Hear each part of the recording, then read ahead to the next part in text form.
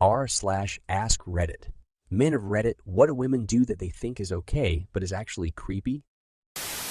Not exclusively a woman thing, but my ex would screenshot our text conversations and send them to her family and friends for reaction. Like mundane conversations, not even anything interesting. It felt like a very creepy violation of my privacy. Also, she was an idiot. Hope you see this, Laura. My friend does this with our conversations and her boyfriends. I've mentioned a few times that I hate it. I'm not sure if she thinks I'm joking or just doesn't care, but it honestly really bugs me. That and taking pictures of us when we aren't expecting it so she can embarrass us later. It boils my blood, honestly. This is only really for the gay men out there, I think. But having a girl instantly label you as her gay best friend as soon as she finds out you're gay. Like, bitch, I don't even like you. So last year, when I first heard a friend talk to me about her GPF, I had to ask what it meant, and I was so irked by the whole concept. Just seemed so fetishizing. It's so weird. One of my best friends is gay, and I think the only stereotypical thing we do is watch RuPaul and musicals. But that's his personality. I have another friend who's gay, and he's not interested in that stuff. I used to talk to a girl who said it would be good to have a GF because it's like having a girlfriend who has a boy's brain. I think it's part of the fantasy a lot of girls have. At least that's the most rational reason I can think of. Maintain a relationship with our mum even after the breakup. I had an ex who did that, but kept in contact with my dad. Not sure if that made it more normal or weirder. Still didn't sit well with me. Dad saying, "Oh, I heard from so-and-so today, blah, blah, blah." I was always wondering why she would be texting my dad about this random crap, then why he felt compelled to tell me about it. Maybe not creepy, but for F's sake, stop pulling on my beard and arm hair. Like, that crap is seriously uncomfortable, and pulling out a beard hair stings like fuck. It's literally attached to my face. You are in my personal space, tugging my hair and causing me a little pain. Ladies, I don't care how fun it is. Please stop or I'll make fun of your eyebrows. Went out with a group of guys last weekend. There were 6 of us, and this random girl started hanging around us like a lost puppy and just wouldn't leave. She was attractive, but so obviously desperate for attention that none of our group of guys really cared to give her any. This girl was just looking at everyone, batting her eyes and trying to hug everyone, but the guys were just pawning her off on each other. Not sure if this is pathetic more than creepy, but if a guy did the same thing, he'd be labeled with creepy. So yeah, she was creepy to me. I honestly thought she was a hooker or something trying to sell services or some crap. The way she was approaching dudes. It's not effing normal. Probably trying to get free drinks.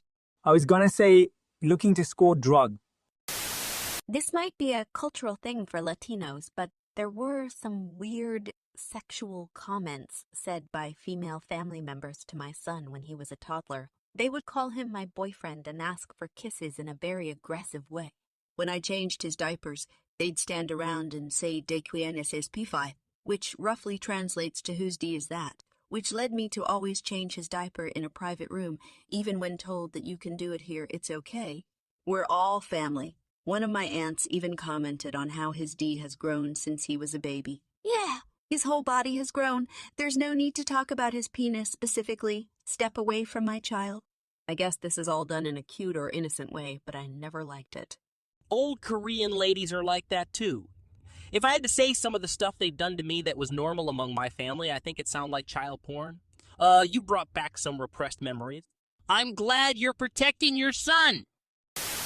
I have a friend that whenever she starts dating a guy just lists me off thing about the dude like she's listing a resume, never anything about the personality or sense of humor or what characteristics about them she enjoys. It's job, career, college earnings, house. I had to tell her it was getting creepy because it just sounds like she's getting a checklist to impress people, not find a good person for her.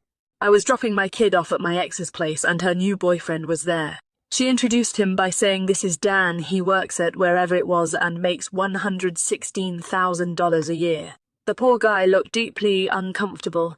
Yeah, I was sitting here thinking, I wonder if he knows that she's sharing all this information with her friends. But if he told her out of the gate he made 6 figures, like on the first date, maybe he's okay with it. It still would make me uncomfortable to be on either side of that. Going to pride events/gay bars and groping the men, whether they like it or not, like F off creep. Yeah, I've seen this one go both ways. Gay guys grabbing straight women and vice versa. How about we just stick to touching ourselves and those that give us permission to touch them? It's pretty wild to me how much frigging groping has been going on everywhere that I guess I was always too ugly to be part of. Failing to realize that sometimes free time needs to be me time and shouldn't automatically be she time. Similarly, trying to capitalize all my free time with activities. You can go to Karen's party by yourself. I don't know her, so stop trying to make me come along to what is clearly intended to be a girls' night out.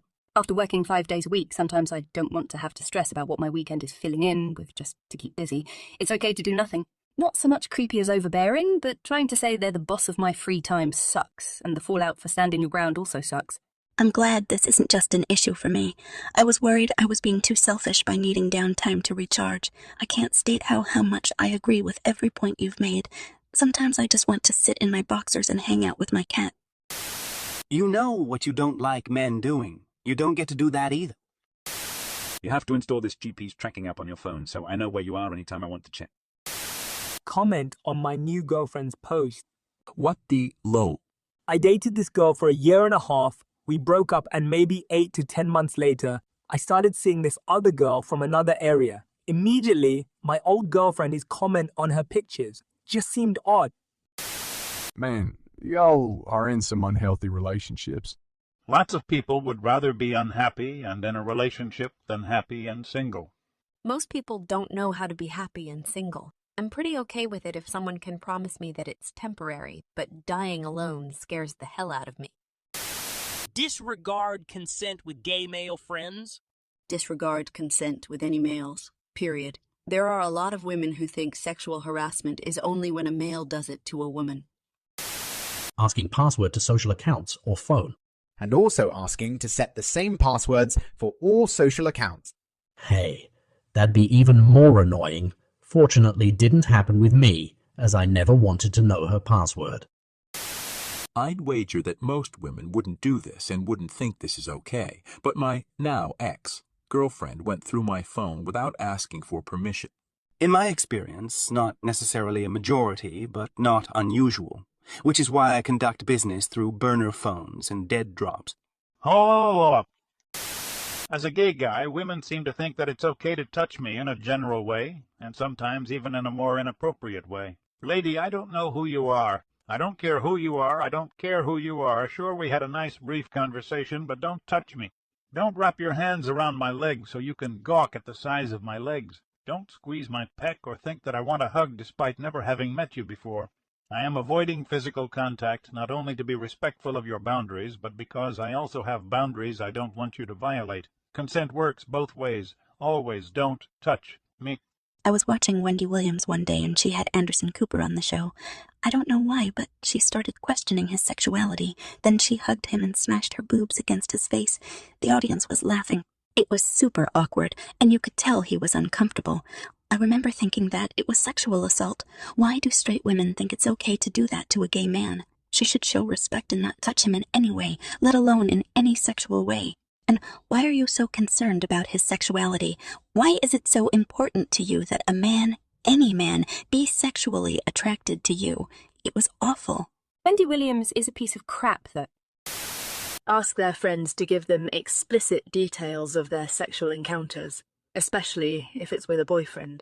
My ex told me that she and all her friends all shared D-pics of their boyfriends with each other. I was aware that they talked about them /sex whatnot, but showing pics is way over the line. Once I found that out, the well dried up. I would never show my GF's nudes to my male friends. Not just cause that's wrong, but also, selfishly, I don't want them knowing what's going on. Call me a chauvinist if you want, but when I'm in a relationship with someone I consider my junk theirs and their junk mine, at least when it comes to sharing with third parties. My ex told me that she and all her friends all shared D-pics of their boyfriends with each other. This is beyond disgusting. When women say things like if I were 10 years younger about underage boys, it's creepy, gives off pedo vibes, and if the genders were reversed, you'd call the FBI. Making a new social media account after I block you. That's not a girl thing. That's a psychopath thing. Dude, I blocked made over 20 accounts to contact me, ended up uninstalling Snap. X demanded I take down of a single picture of a platonic female friend, who I have known over a decade and who is happily married to a mutual friend of ours. Said picture was part of a cluster of 8 total. The other 7 pictures were just group pictures of said platonic friend and mostly other male friends.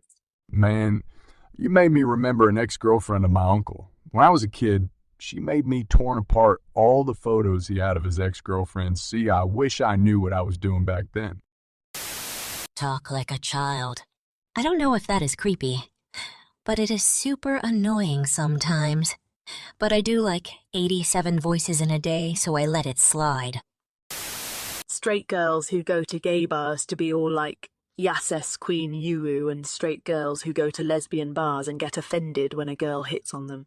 Perving on men.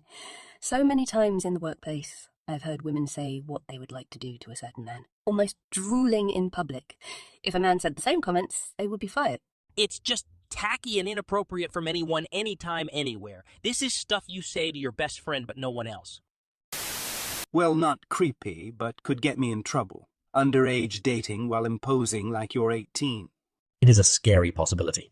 Just like some early to mid-20-year-olds can look super young, there are 16/17-year-olds that can pass for early 20s. Combine that with a fake ID at a bar, and there are very low odds that a guy is going to question it.